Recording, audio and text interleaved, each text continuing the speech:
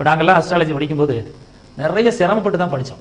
நிறைய சிரமம்னா என்னென்னா பண ரீதியாகவும் உழைப்பு, அதே மாதிரி அதிகமாக நேரத்தை ஸ்பெண்ட் பண்ணி படித்தோம். இப்போ எடுத்துக்காட்டுக்கு ஆரம்ப காலங்களில் பாரம்பரியம் ஒன்று படித்தவங்க. பாரம்பரியம் படித்தவங்க என்ன பண்ணாங்க? இப்போ நான் ஏற்கனவே சொன்னது மாதிரி தான். என்ன பண்ணாங்கன்னா, முதல்ல ஜாதக கட்டம்னா என்ன, அதுக்கடுத்து என்ன, அதனுடைய அதிபதிகள் யாரு தெரியுங்களா, இதில் ஆட்சி வீடு எது, உச்சம் எது, நீசம் எது, அப்புறம் கணிதம் எப்படி போடுறது தெரியுங்களா, வாக்கிய பஞ்சாங்கத்தில் எப்படி ஜாதகம் கணிக்கிறது, அப்புறம் திருக்கணித முறையில் வந்து எப்படி ஜாதகம் கணிக்கிறது. இதுக்கே பார்த்தீங்கன்னா கிட்டத்தட்ட ஒரு 6 மாத காலங்கள் போயிடுச்சு.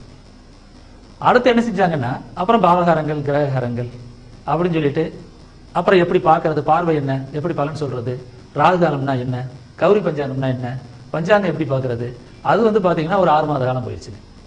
கடைசியில் என்ன சொன்னாங்க, உச்சபட்சமாக உங்களுக்கு ஜாமக்கோளாறுட இருக்குங்க, நாடி ஜோதிடம் இருக்குங்க அப்படின்ட்டு என்ன செஞ்சாங்கன்னா, நிறைய தோசை இருக்கு, யோகம் இருக்கு, பரிவர்த்தனை இருக்கு, இதெல்லாம் பார்க்கணும்னு சொல்லிட்டு அதுக்கு ஒரு 6 மாதம் ஆகி போச்சு.